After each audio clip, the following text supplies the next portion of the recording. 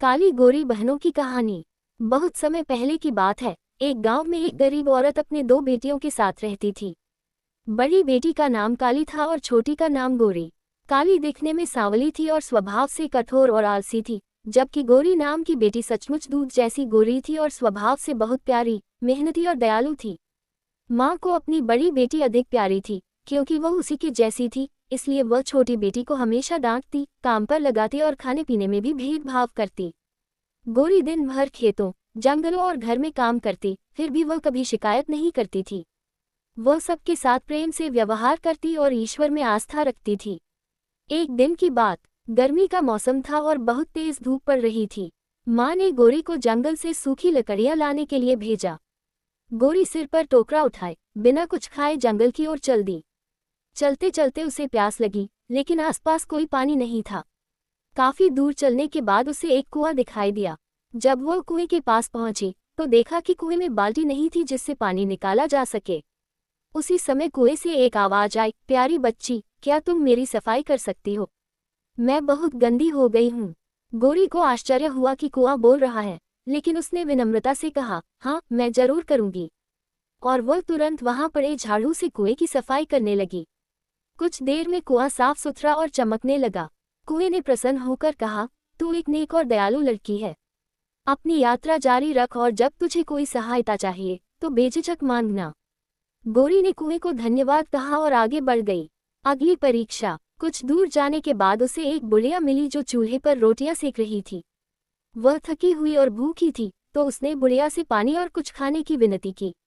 बुढ़िया ने कहा, पहले मेरी कुछ रोटियां पलट दो, जल न जाएं, फिर जो बचा वह तुम्हारा। गोरी ने झट से रोटियां पलटनी शुरू की और किसी भी रोटी को जलने नहीं दिया। बुढ़िया ने प्रसन्न होकर उसे गर्म रोटियां, गुड़ और पानी दिया। गोरी ने धन्यवाद दिया और वहां से आगे बढ़ी।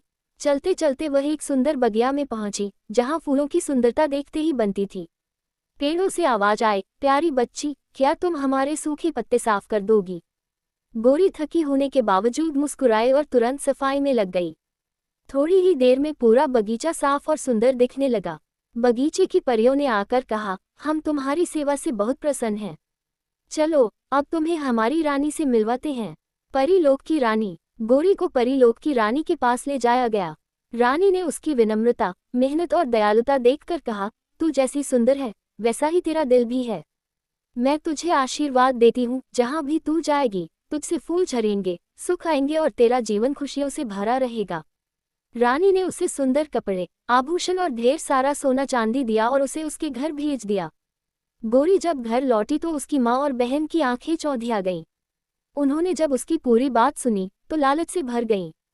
अब काली की बारी। माँ ने तुरंत काली को कहा, तू भी उसी रास्ते जा जैसे तेरी बहन गई, और वही सब कर जिससे तुझे भी वैसा ही धन संपत्ति मिल सके। काली चली तो गई, लेकिन स्वभाव उसका वैसा ही रहा, घमंडी, आलसी और स्वार्थी। जब कुआं मिला और उसने सफाई के लिए कहा, तो काली बोली, क्या मैं कोई नौकरानी हूँ जो तुम्हें साफ करूं? और आगे बढ़ गई। बुढ़िया के यहाँ पहुंची तो रोटियां पलटने के बजाय खुद खाने बैठ गई और रोटियां जल गईं। बुढ़िया ने उसे डांटकर भगा दिया। बगीचे में पहुंची तो पेड़ों की फरियाद पर कहा, इतने सूखे पत्ते मैं क्यों साफ करूं? मुझे कोई इनाम चाहिए, मजदूरी नहीं। फिर भी परी लोग पहुंची। परियां सब कुछ जान चुकी थीं, फिर भी उसे रानी के पास ले गईं। रानी ने उसकी बात सुनी और कहा, तू जितनी बाहर से सुंदर बनने की कोशिश करती है, अंदर से उतनी ही कुरूप है।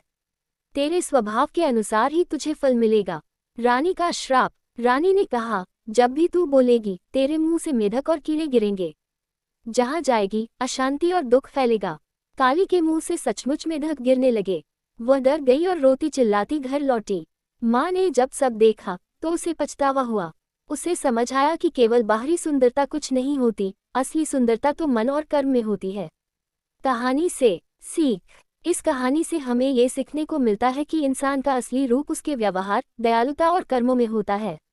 जो सच्चे मन से मेहनत करता है और दूसरों की मदद करता है, उसे जीवन में हमेशा सुख और सम्मान मिलता है।